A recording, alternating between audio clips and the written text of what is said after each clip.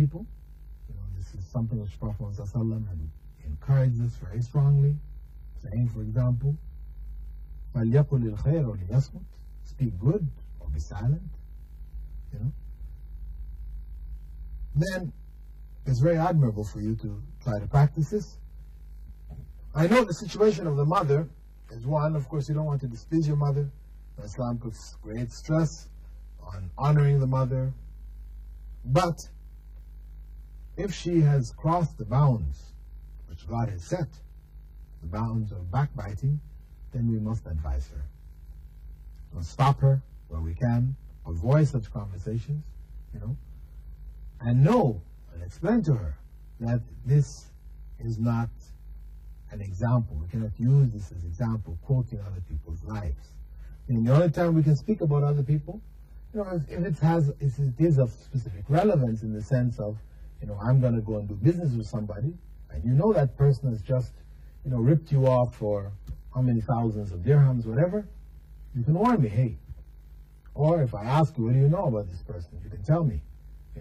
I had some business deals with him, and they were not honest. They didn't return the money you borrowed or whatever. Or in the case of marriage, somebody wants to marry you. Those people who have information about that person have a duty to inform you about the person this way or that way. If there's some behavioral, etc., that you should know about.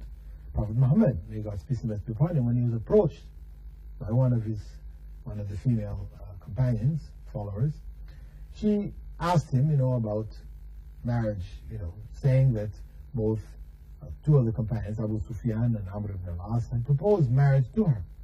So, he said to her that Amr ibn al-As beats his women, and Abu Sufyan is stingy. He doesn't give his women enough. It would be better for you to marry Usama ibn Zayd, who was the son of his freed slave. So this shows us that it is permissible for us to speak on others in the case of marriage, and this is particularly in the case of marriage, not just, any general talk, etc. Where somebody comes and asks about marriage, so the person should get sufficient information, because this has to do with their life, the future of their lives. Or as I said, in cases of businesses, where one needs to have knowledge about whom one is dealing with to avoid the harm that may come from them. The next question, is there a certain dua you can make during pregnancy for a particular sex of a child? No, there's no dua. Of course, there are some books which have been published in Pakistan and India, books calling themselves the 99 Names of Allah, etc., wherein they promise all kinds of things. If you say this name of Allah so many times, blow it over water and you drink it, or blow it over your wife when she's pregnant, or whatever. There's a variety of rites they've said to do with this particular name of Allah, one name or another. And if you do these things, then you can have a boy child, or you can have a girl child, something like this. But the reality is that this is nonsense. This is total nonsense. There's nothing that we can do to ensure getting a boy or getting a girl. This is by the destiny of Allah. Whatever Allah has destined for us is coming. Whatever He hasn't destined is not to be had. That is the bottom line. So there is no particular dua, supplication, etc., which can be made at the time of pregnancy to ensure that one gets a male or a female. The next question, what duties, if any, are owed by a Muslim to his or her parents-in-law? The duties are the duties of relatives. These people, the mother and father of your wife or of your husband, these people are related to you by marriage. They are your husband's parents or your wife's parents. Islamically, they are part of our close family, and we should do whatever we can to help them, whether it is through sadaqah, charity, or it's giving our zakat to them, if it's where it's needed, compulsory charity. Even for the sake of our wives, for example, our husbands, our wives, we care for them, and we try to help their family, because we know also that would be good to them, part of being good to them, and we should treat each other well. Another question phoned in. My husband has 2 very young grandchildren before Islam. I have been trying to do da'wah, that is, to invite them to Islam, with the mother, who is not married. That is, her husband's daughter. She had children out of wedlock.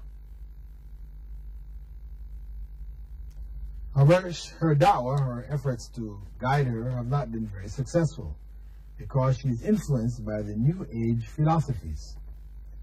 I was told by a sister on my visit to London that I should not have anything to do with her because she has not accepted Islam. And I should not babysit for the children who are 3 years old and 2. Please clarify and advise us on how I can approach my husband who does not know yet. Well, what we can say first and foremost is that it is commendable for you to try to encourage the mother to accept Islam. Whether you're successful or you're not, this is with God ultimately. Your duty is to convey the message. And as Allah said, إِنَّمَا عَلَيْكَ الْبَلَاغِ. What is on you is to convey the message. وَعَلَيْنَا الْحِسَابِ. And Allah is the one who will take people to account. We don't have to take them to account. Now, the other part of the question, saying that we shouldn't have anything to do with her, of course this is no good. How can we convey Islam to her if we just cut off relations? No. This is not something preferable Islamically. We can deal with them. We can have relations with them. And the question went on to say, we should not even babysit for them. No, of course, those children are children. They're innocent, 3 years old, age 3 and 2. The woman should have no qualms about sitting with such small children. Even if the parents are, or the mother or whatever, is corrupt, doesn't want to accept the message, it doesn't mean we don't try with the children. Well, that's the last. Actually, we have a few more call-in questions, but we'll save them for our next episode, which will include along with our written questions.